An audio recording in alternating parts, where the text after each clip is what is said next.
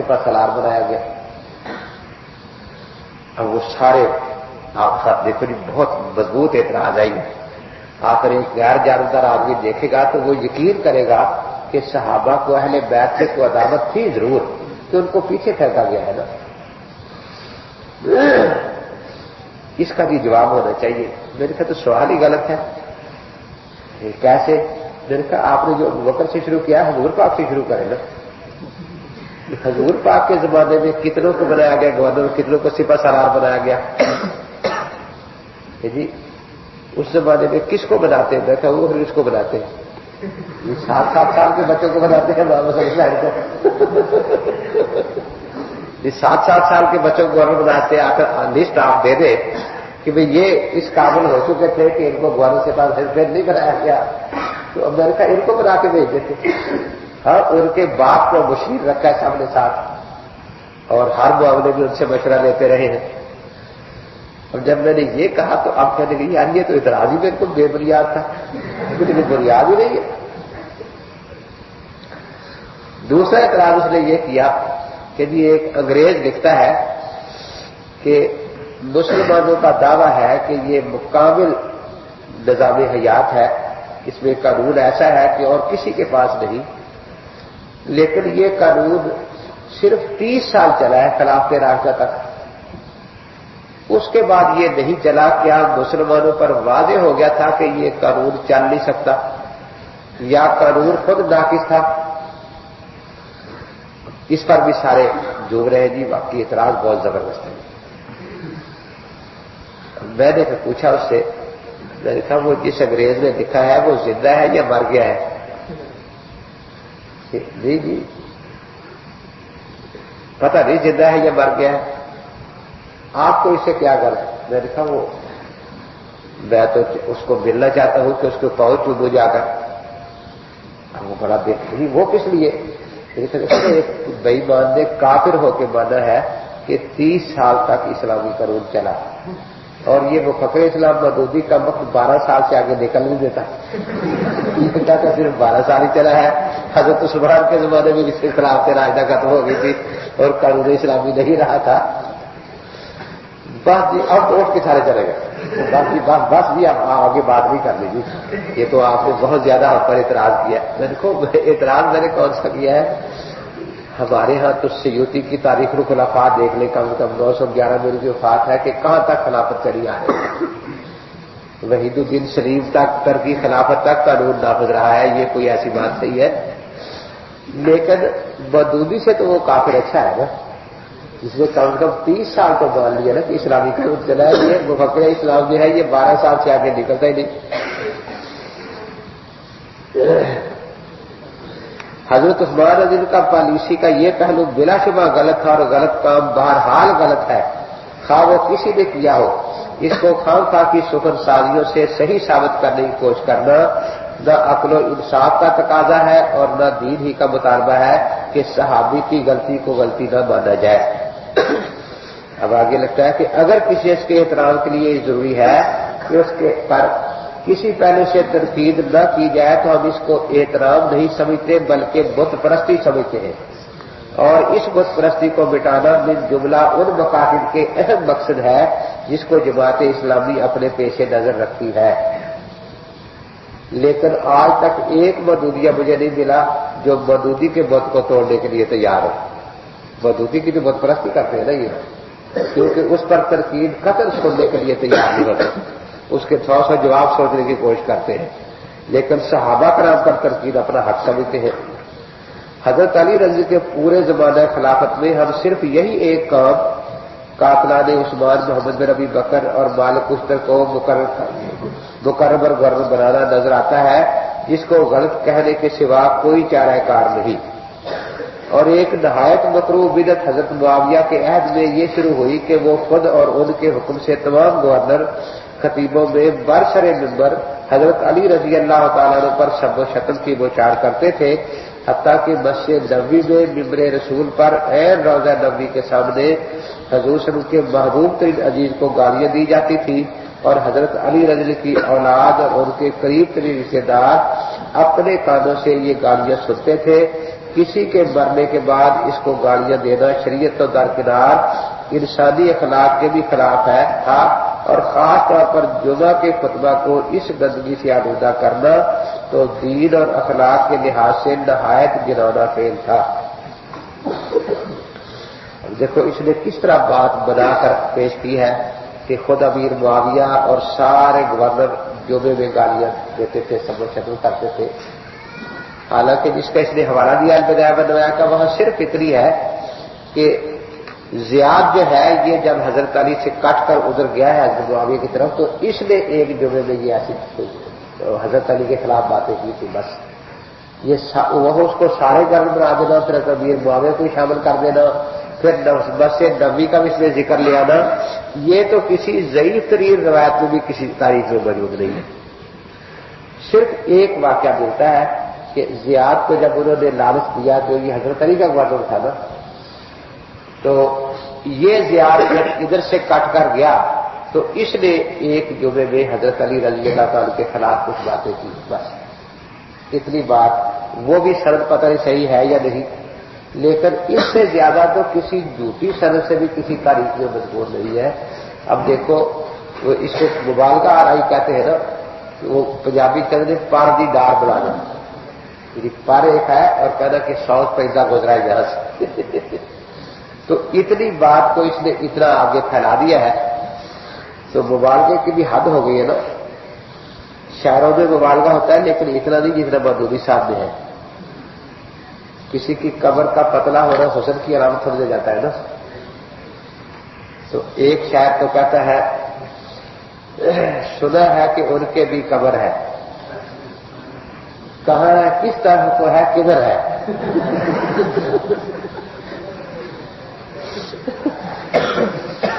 ایک دفعہ تقریر کر رہے تھے قاضی احسان صاحب کی آبادی رحمۃ اللہ علیہ قادیانیوں کے خلاف، تو کہتے تھے کہ دیکھو یہ آنکھ سے کانا تھا، کم وقت ایسا تھا، پیشاب بہتا رہتا تھا، یہ نبی بن سکتا ہے؟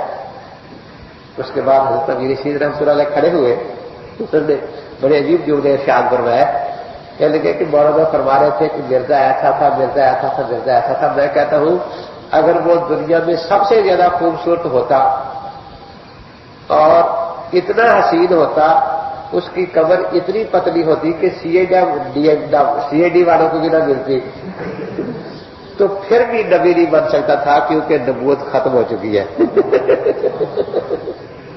وہ ساری خوبیوں کا مالک بھی ہوتا تو نبی نہیں بن سکتا تھا، کیونکہ لا نبیہ بعد کے بعد اب کسی قسم کی نبوت کی ضرورت نہیں ہے۔ تو اس مبارکے نے تو شاید نے یہی کہا نا پتہ نہیں کس طرف کو ہے، کدھر ہے۔ دوسرا تھا وہ کہتا ہے سنا ہے کہ ان کی قبر ہی نہیں ہے، خدا جانے نانا کہاں باندھتے ہیں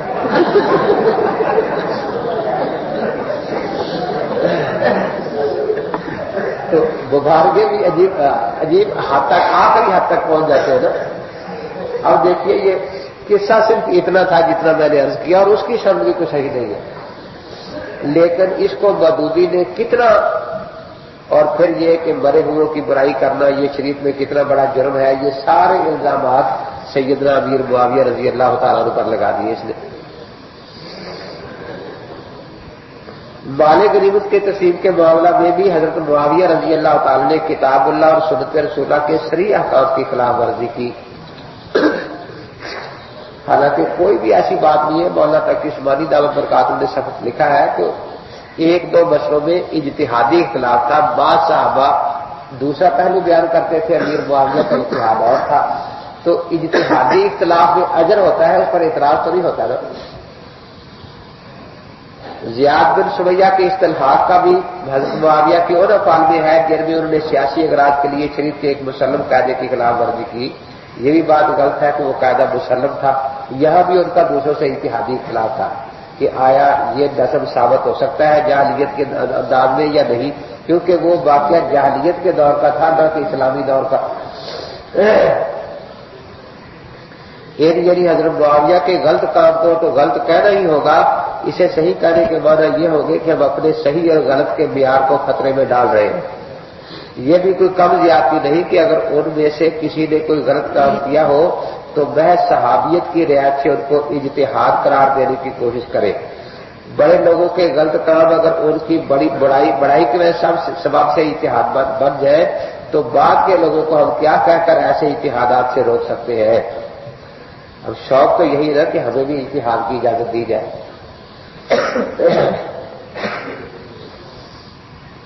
تمہارا دعویٰ اتحاد کی ہجری شریف پر مبنی نہیں ہے، تو میں نے لکھا نا کوئی غلط کام یعنی محض شرف صحابی کی وجہ سے مشرف نہیں ہو جاتا، بلکہ صحابی کے مرتبہ بلندی کی وجہ سے وہ غلطی اور زیادہ نمایاں ہو جاتی ہے۔ یہ حضرت عمرو بن عاص رضی اللہ تعالیٰ عنہ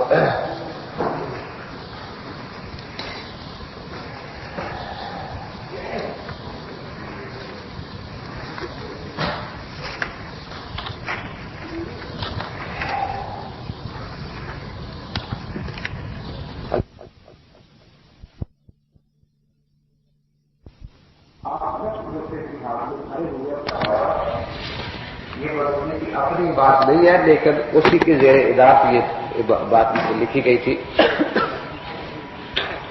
مولانا غلام گوہر صاحب ہزاروی رحمۃ اللہ علیہ فرمایا کرتے تھے کہ اگر ہم جلسے میں یوں کہیں کہ مودودی کی بیوی بڑی زبان دراز ہوگی ہے تو مودودی اس کو اپنی توہین سمجھے گا یا نہیں؟ تو یہ صرف امہات المومنین کی توہین ہی نہیں بلکہ خود نبی پاک کی توہین ہے۔ قرآن فہمی بعد کی صدیوں میں رفتہ رفتہ ان سب الفاظ کے وہ اصلی معنی جو نزول قرآن کے وقت سمجھے جاتے تھے بدلتے چلے گئے، یہاں تک کہ ہر ایک لفظ اپنی پوری وسعتوں سے ہٹ کر نہایت محدود بلکہ مفہومات کے لیے خاص ہو گیا۔ اس کی ایک وجہ تو خالص عربیت کے ذوق کی کمی تھی۔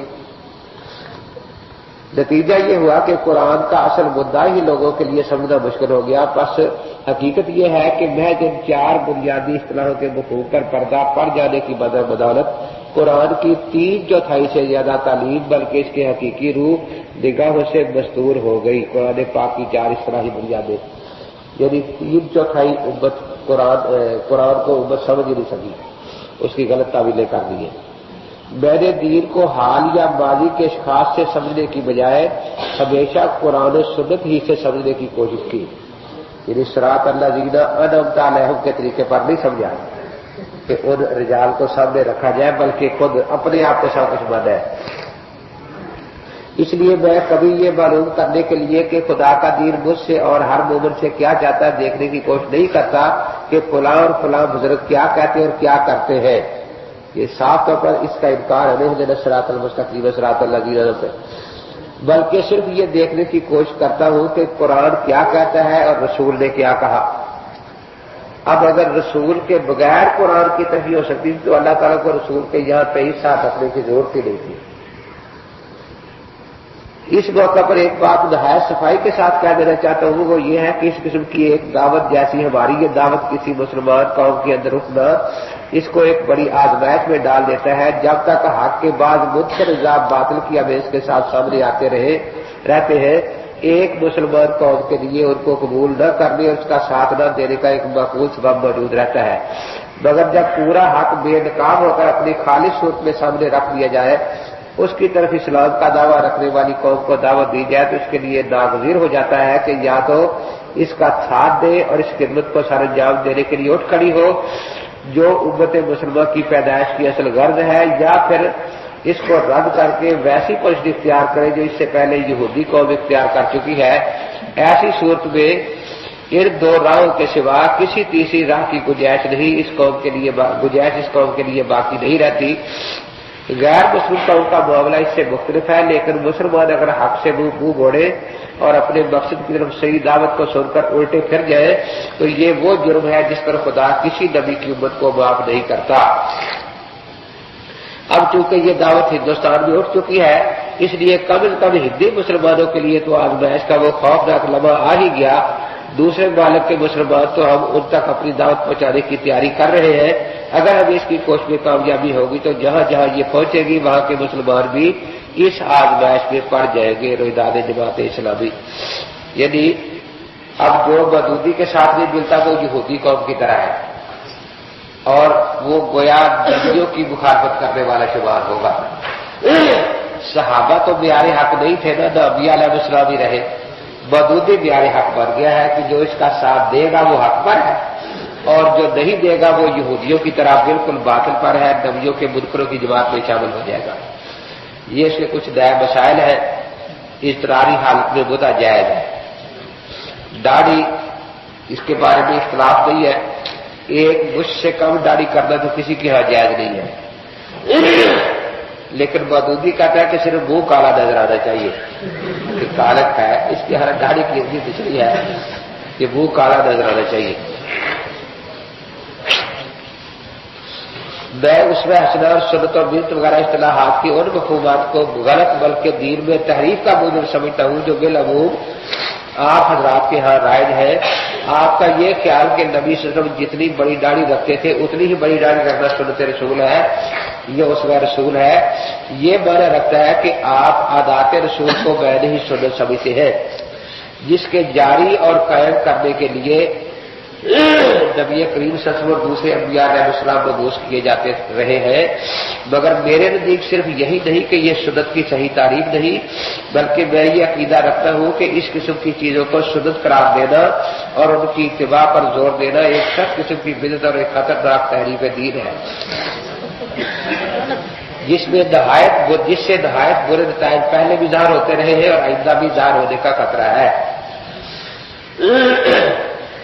خلا کے بارے میں کہتا ہے کہ یہ غلط ہے، سجدہ تلاوت بلا وضو جائز ہے، اور طلوع فجر کے بعد بھی روزے میں کھانا پینا جائز ہے، یہ اس کے میرے حوالے نقل کر دیے۔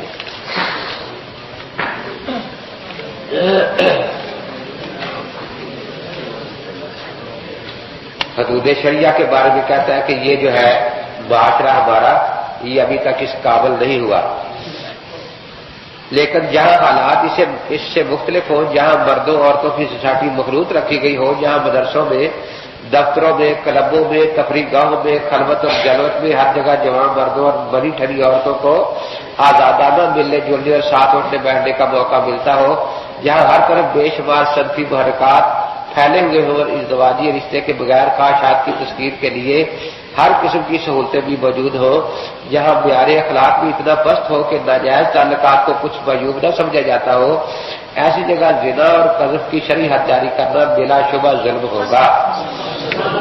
اس پر حد سرقہ کو قیاس کر لیجیے، وہ صرف اس سوسائٹی کے لیے مقرر کی گئی ہے جس میں اسلام کے معاشی تصورات اور اصول و قواعد پوری طرح نافذ ہو، اور جہاں یہ نظم معیشت نہ ہو وہاں چور کا ہاتھ کاٹنا دوہرا ظلم ہے۔ اس وقت اگر کوئی عزیز الرحمان صاحب ہے، ان کا فون آیا ہے، عزیز الرحمان دورہ حدیث موجود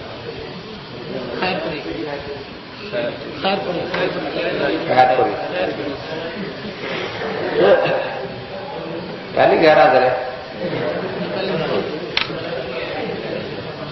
اس وقت کوئی مسلمان حکومت اسلام کے تمام احکام و قوانین کو اس کی ساری اصلاحی ہدایات معطل رکھ کر جس کے قوانین میں سے صرف حدود شریعہ کو الگ نکالنے اور عدالتوں میں اس کا نافذ کرنے کا حکم دے دے، تو قاضی یا جج کسی زانی یا سارق یا شارب خبر پر حد کر جاری کرنے کا حکم دے گا تو وہ تو ظالم نہیں ہوگا، البتہ وہ حکومت ضرور ظالم ہوگی جس نے شریعت الہیہ کے ایک حصے کو معطل کر کے اور دوسرے حصے کو نافذ کرنے کا فیصلہ کیا ہے۔ خانہ کعبہ اور غلاف کعبہ، وہ سرزمین جہاں سے کبھی اسلام کا نور تمام عالم میں پھیلا تھا، آج اسی جاہلیت کے قریب پہنچ گئی ہے جس میں وہ اسلام سے پہلے تھی، پہلے مبتلا تھی۔ اب نہ وہاں اسلام کا علم ہے، نہ اسلامی اخلاق، نہ اسلامی زندگی ہے۔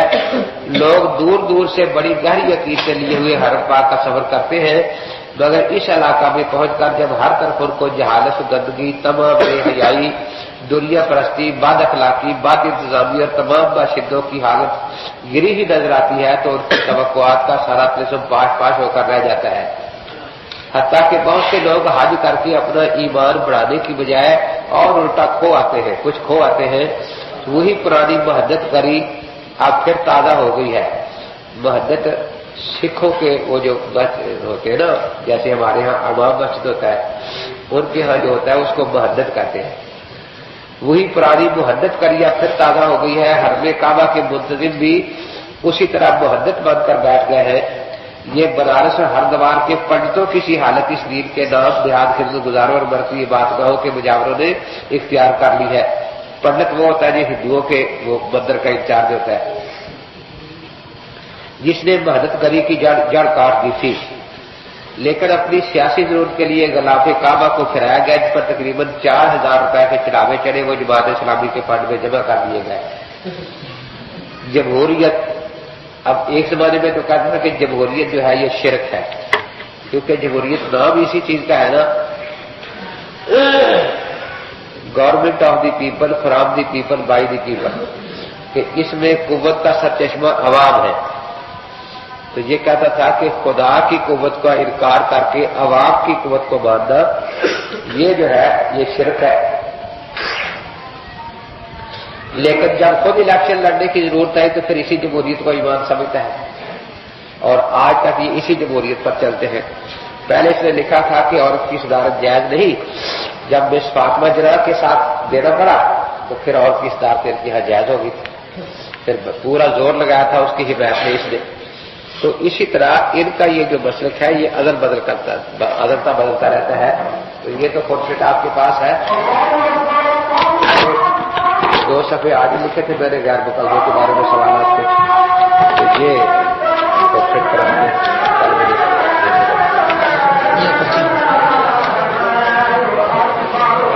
علماء میں بہت اختلاف ہے، تو ہم کس کی مانیں؟ اس کا مسئلہ یہ نہیں کہ ہمسانے ہیں، جب مطلب ہوتا ہے کہ علماء کو عوام کو جوڑنے والے ہیں وہی ٹوٹے ہیں، تو کیا کریں، کس طرف جائیں؟ یہ جو اعتراض کرتے ہیں کہ علماء میں اختلافات ہیں، تو اختلافات کس طبقے میں نہیں ہے؟ ڈاکٹروں میں اختلاف ہے یا نہیں آپس میں تشخیص میں؟ تو کیا انہوں نے اپنا علاج کروانا بند کر دیا ہے؟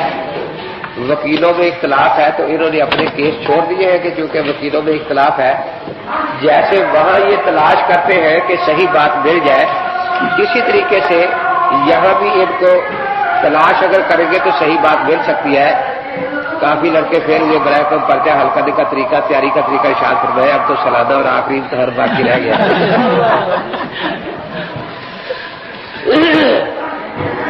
اس طرح جو پرچے تھے وہ تو پہلے سے بھی زیادہ خراب تھے، بس کوئی رام کہانیاں لکھی تھی۔ یہ جب سوال 3-4 ہوتے ہیں، 3-4 سبق ہوتے ہیں، اسرار سے ہمارا بنیادی اختلاف کیا ہے، بعد کے لوگوں کو ان کے کیسے ہونے کا طریقہ کیا ہے۔ وہ اسی پارٹی کا آدمی ہے، اسرار بھی مودودیوں کا۔ فرق یہ ہے کہ جب ان سے لوگ کٹنے لگے علماء کی وجہ سے، ان کی غلطیاں علماء نے بیان کی، تو اب برطانیہ امریکہ کو یہ خیال ہوتا ہے کہ جو مودودی سے کٹے یہ پھر دوبارہ کہیں دین سیکھنے کے لیے علماء کے پاس نہ چلے جائیں، تو وہ پھر یہ کرتے ہیں کہ ان میں سے ایک آدمی کو خرید لیتے ہیں کہ بھئی تم مودودی کو 4 گالیاں دے دو تاکہ لوگ سمجھیں یہ مودودی کا مخالف ہے، اور وہ وہاں سے کٹے ہوئے یہاں ہی رہ جائیں۔ یہ سارے فتنے علماء سے عوام کو دور رکھنے کے لیے ہیں۔ سارے ایک ہی تھالی کے چٹے پٹے ہوتے ہیں۔ کتابوں کی کلی کھولنے کے لیے مفسر کتاب حضرت قاضی بدر حسین صاحب کی مودودی مذہب، اور اختلافی صراط مستقیم جو ہے مولانا لدھیانوی صاحب کی، انہوں نے بھی وہیں سے لی ہے۔ تو وہ مودودی مذہب اور مودودی مذہب کا علمی محاسبہ، شواہد تقدس مولانا محمد میاں صاحب کی یہ ایسی کتاب ہے۔ یہ تو اخبارات میں آیا تھا کہ یہ کشمیر کا جہاد جو ہے یہ ناجائز ہے۔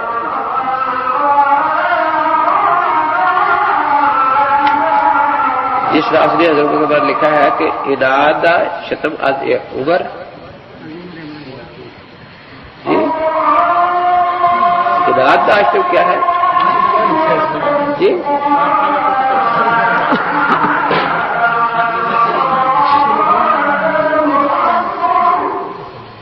یہ مجھے نہیں یاد کون تھا، تو کیا مودودی سے بحث کرنے کا کیا طریقہ ہے؟ اس سے حضرت صحابہ پر بحث شروع کرنی چاہیے۔ داڑھی کا ایک مشت ہونا کس حدیث میں ہے، اور اس کو مودودی کیوں؟ وہ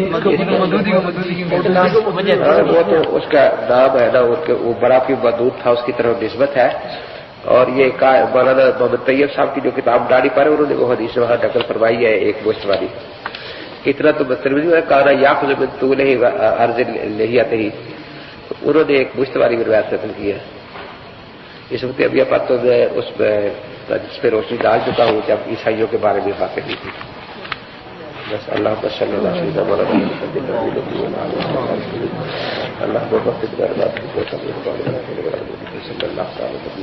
کے بارے میں عقیدہ کیا رکھیں گے؟ کیا لوگ اہل سنت والجماعت سے تو یقین دکھا گیا، اس میں تو شک ہی نہیں ہے. اہل بدعت ہے یہ وہی بہت ضلع عقل پرست لوگ ہیں نا. سر سید نے اعتزال کا نیا ایڈیشن تیار کیا تھا نا، کیونکہ لفظ بہت ذرا تو بدنام ہو گیا تھا نا، اس نے اس کا نام نیچری رکھا تھا. یہ اصل میں ساری اسی تھالی کے چٹے بٹے ہیں کہ جو بات دین کی عقل میں آئے گی وہ مانیں گے، جو نہیں آتی وہ نہیں مانتے. تو نام بدلتے رہتے ہیں، ہے اصل میں وہی نیچریت کی چاگے ساری ہے. ان کو فاسق کہہ سکتے ہیں؟ جی ان کو فاسق کہہ سکتے ہیں؟ فاسق ہاں، فاسق تو ہلکا سا لفظ ہے، ملحد کرنا چاہیے. کیونکہ فاسق تو شرابی کو بھی کہتے ہیں، وہ صرف اپنے آپ کو خراب کر رہے ہیں نا. ملحد تو ہوتا ہے جو دوسروں کا دین بھی برباد کرے، تو اس لیے ملحد کہنا چاہیے، فاسق تو نہیں کہنا چاہیے.